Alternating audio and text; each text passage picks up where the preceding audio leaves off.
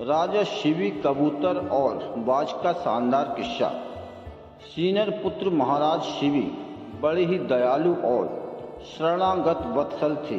एक बार राजा एक महान यज्ञ कर रहे थे। इतने में एक कबूतर आता है और राजा की गोद में छिप जाता है।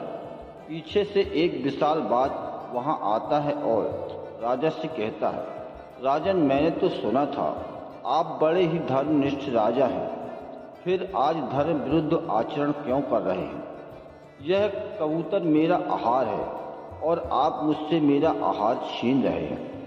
इतने में कबूतर राजा से कहता है, महाराज, मैं इस बात से डरकर आपकी शरण में आया हूँ, मेरे प्राणों की रक्षा कीजिए महाराज। राजा धर्म संकट में पड़ जाते हैं, पर राजा अपनी बुद्धि और विवेक का प्रयोग करके कहते हैं, तुमसे डरकर यह कबूतर प्राण रक्षा के लिए मेरी शरण में आया है, इसलिए शरण में आए हुए इस कबूतर का मैं त्याग नहीं कर सकता, क्योंकि जो लोग शरणागत की रक्षा नहीं करते उनका कहीं भी कल्याण नहीं होता। बाज बोला, राजन, प्रत्येक प्राणी भूख से व्याकुल होते हैं, मैं भी इस समय भूख से व्याकुल हूँ। यदि मुझे इस समय यह कबूतर नहीं मिला तो मेरे प्राण चले जाएंगे। मेरे प्राण जाने पर मेरे बाल बच्चों के भी प्राण चले जाएंगे। हे राजन, इस तरह एक जीव के प्राण बचाने की जगह कई जीवों के प्राण चले जाएंगे। राजा बोला, शरण में आए इस कबूतर को तो मैं तुम्हें नहीं दे सकता। किसी और तरह तुम्हारी भूख शांत हो सकती हो तो बताओ, मैं अपना पूरा राज्य तुम्हें दे सकता हूँ, पूरे राज्य का आहार तुम्हें दे सकता हूँ, अपना सब कुछ तुम्हें दे सकता हूँ, पर यह कबूतर तुम्हें नहीं दे सकता।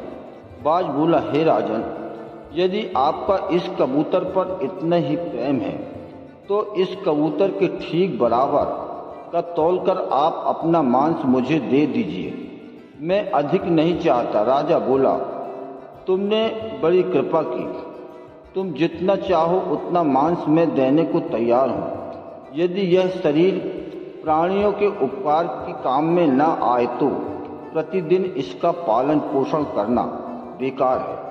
हे बाज, मैं तुम्हारे कथना अनुसार ही करता हूँ।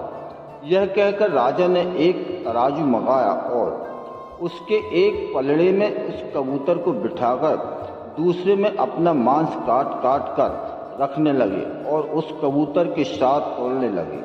कबूतर की रक्षा हो और बाज के भी प्राण बचें, दोनों का ही दुख निवारण हो, इसलिए महाराज शिवी अपने हाथों से अपना मांस काट काट के तराजू पर रखने लगे। तराजू में कबूतर का वजन मांस से बढ़ता ही गया। राजा ने पूरे शरीर का मांस काट के रख दिया, परंतु कबूतर का पलड़ा नीचे ही रहा। तब राजा स्वयं तराजू पर चढ़ गए। जैसे ही राजा तराजू पर चढ़े वैसे ही कबूतर और बाज दोनों ही अंतर्धान हो गए और उनकी जगह इंद्र और अग्नि देवता प्रकट हुए। इंद्र ने कहा, राजन, तुम्हारा कल्याण हो, और यह जो कबूतर बना था यह अग्नि देवता है। हम लोग तुम्हारी परीक्षा लेने आए थे। तुमने जैसा पुण्य कार्य किया है वैसा आज तक किसी ने नहीं किया। जो मनुष्य अपने प्राणों को त्याग कर भी दूसरे के प्राणों की रक्षा करता है वह परम धाम को प्राप्त करता है।